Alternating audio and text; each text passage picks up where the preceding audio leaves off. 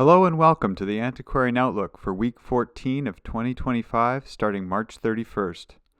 I'm Spencer W. Stuart, Collections Advisor, author of Contemporary Issues and Rare Books in Manuscript Collecting, and host of the monthly webinar, Collecting Insights. For more details on my services, publications, and programs, have a look at the links below in the description. The Antiquarian Outlook is totally independent. Its producers do not hold inventory, nor do they represent any consignments or acquisitions mentioned. Links to auctions and news items can also be found below in the descriptions. And while you're there, if you want to stay up to date, be sure to like this video, subscribe to the YouTube channel, as well as turn on your notifications. Okay, let's get into last week's results. Starting Wednesday, April 2nd, Koller Auctions had books and autographs. It was an online-only sale. There were 208 lots offered, of which 128 sold, making for a 61.5% sell-through rate. The highest price realized was for lot 9659, the first two issues of the first German-language comic magazine, connected to Mickey Mouse. Estimates here were set at 600 to 900 Swiss francs, realizing 2,800 Swiss francs, the equivalent of around 3,000 euros. A buy-in of note, Lot 9610, J.R.R. Tolkien's The Lord of the Rings, 3 volumes, each with one folding map, published between 1955 and 1956. The lot consisted of various impressions of the first edition, including one volume in its first printing. Estimates set at 80 to 1,200 Swiss francs. A lot that exceeded expectation was 9549, Montaigne's Essays, published in 1657. Estimates set here at 300 to 500 Swiss francs, realizing 1,700, the equivalent of around 1,800 euros. Still on Wednesday, Artcurial had its books and manuscript sale. It was as well an online-only sale, of which there were 172 lots offered, of which 106 sold, making for a 61.6% sell-through rate. The highest price was with Lot 9, a book of hours, in Latin and in French, illuminated, around 1450 to 1460. Estimates set here at 40,000 to 60,000 euros, realizing 49,856 euros. A buy-in of note, Lot 37, Réaumur's Description of Arts and Crafts, published between 1761 and 1776. The first edition of the most valuable inventory for the study of arts and crafts techniques at the birth of the Industrial Revolution. Estimates were set at 12,000 to 15,000 euros. As well as Lot 43, Today's International Art, published between 1920 to 1930. Estimates here were 10,000 euros to 15,000 euros. Lot 50 exceeded expectation. A set of bookbinding models connected to Paul Bonnet.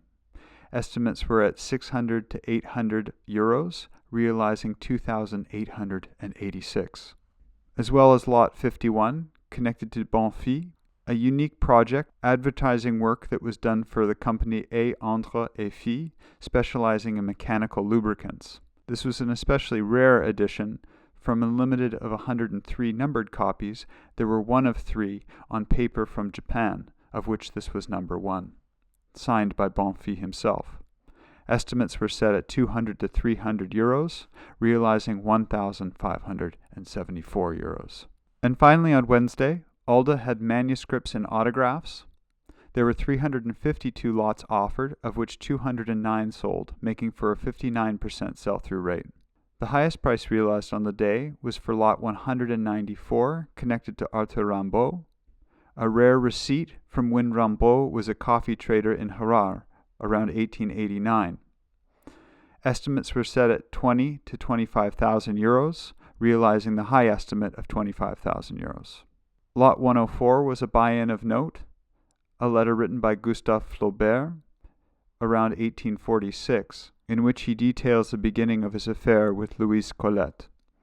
Estimates were set at 8,000 to 10,000 euros. There were a few lots that exceeded expectation in this sale.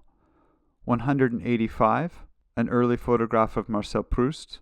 Estimates were set at 1,000 to 1,200 euros, realizing 12,250 euros.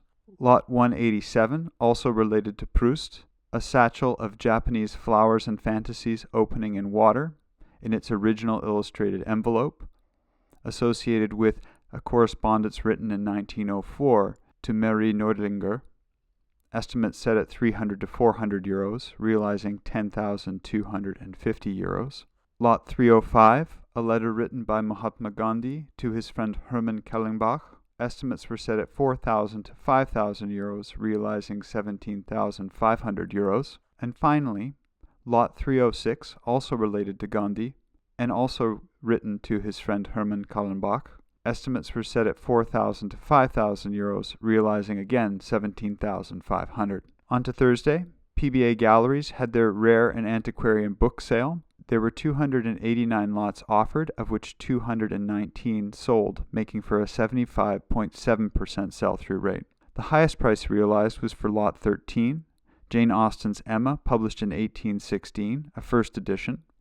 The estimates were set at 20,000 to 30,000 US dollars, realizing 21,250. A buy-in of note, Lot 65, Henry Thomas Aitken's Illustrations to Don Quixote, published in 1831. Estimates were set at 3,000 to 5,000 US dollars. Also connected to Cervantes, and also a buy-in of note, Lot 66, Avellaneda's continuation of the comical history of the most ingenious knight Don Quixote, a spurious continuation of Don Quixote written under a pseudonym, initially published in around 1615, however this copy being published in 1705. Estimates set at 3,000 to 5,000 US dollars.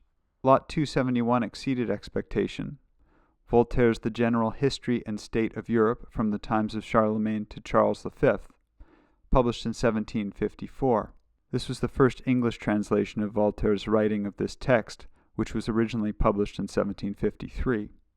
Estimates set here at 400 to 600 US dollars, realizing 2,125.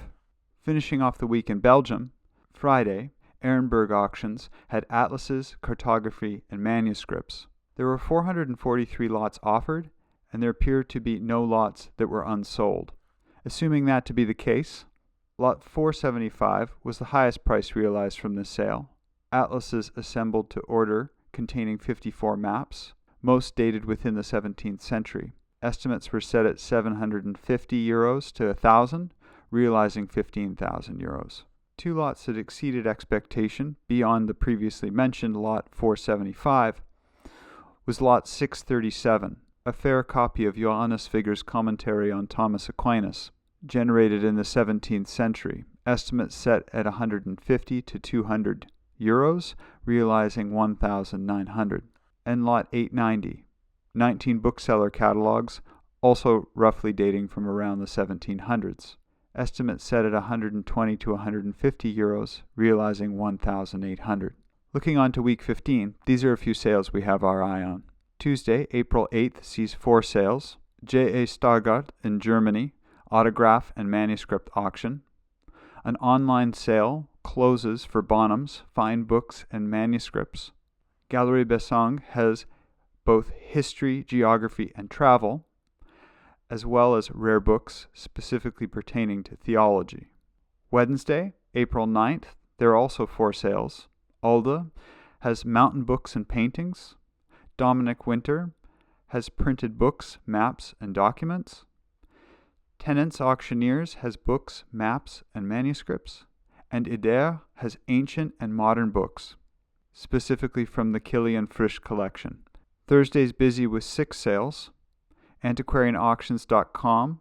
Forum Auctions has an online sale that closes, books and works on paper. Thomas Roddick Auctioneers has lots of antiquarian and collectible books, prints, and related items. Swan Galleries has autographs and subculture. Quinn's Auction Galleries has spring rare book, print, and Americana auction. And finally, Galerie Bassenge has modern literature. Friday sees 1 sale. Doyle, New York will be having their rare books, autographs, and maps. Well, that's been the week from here. What did you think of last week's results? Was there anything that surprised you? Please put your comments below, and we'll keep the conversation going. Thank you very much for tuning in. Again, if you want to stay in touch, subscribe to the channel and turn on your notifications. All for now, and see you next week.